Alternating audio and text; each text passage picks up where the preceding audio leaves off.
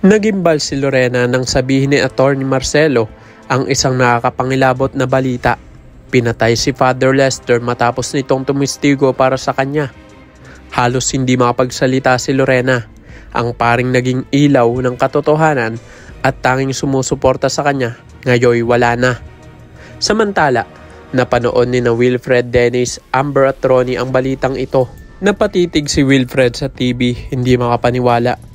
Paano nagawa ng isang tao na pumatay ng pari? Agad na sumabat si Dennis. Walang ibang makakagawa nun kundi ang mga taong wala ng konsensya, mga taong kayang kitilin ng buhay ng kahit sino. Sa puntong iyon, unti-unting napagtanto ni na Wilfred at Amber na ang pagkamatay ni Father ay mas lalong nagpapatunay hindi si Lorena ang may sala. At kung ganoon, ibig sabihin nasa paligid lang nila ang tunay na pumatay. Dumating na ang oras ng kapalaran.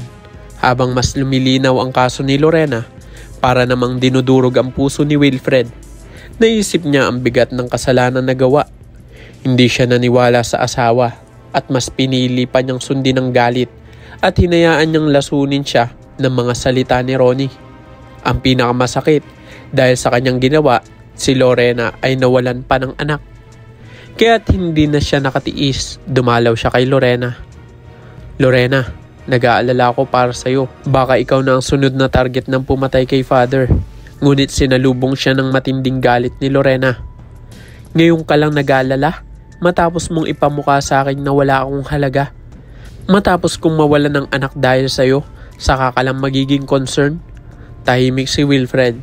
Hindi niya alam kung paano babawiin ang lahat ng kasalanan niya. Lumipas ang ilang araw at dumating na ang final decision sa korte. Habang binabasa ang hatol, mahigpit na kapit ni Lorena ang kanyang rosaryo, todo dasal, puno ng pag-asa. Habang si Ronnie, pawis na pawis at ramdam ang pagkataranta. At sa wakas, inanunsyo na ng tagapagsalita, si Lorena ay not guilty. Sa wakas, malaya na si Lorena, habang ang mga lihim ni Ronnie, isa-isa nang magsisimulang lumutang, handang sumabog laban sa kanya. Kaya naman sa iyong palagay, naniniwala ka rin ba na si Ronnie at Dennis ang may kinalaman sa lahat ng ito? I-click lamang ang like at subscribe button para updated ka sa mga susunod na kabanata. At huwag kalimutan mag-iwan ng komento sa ibaba para sa iyong mga saloobin at opinyon. Maraming salamat sa iyong panonood.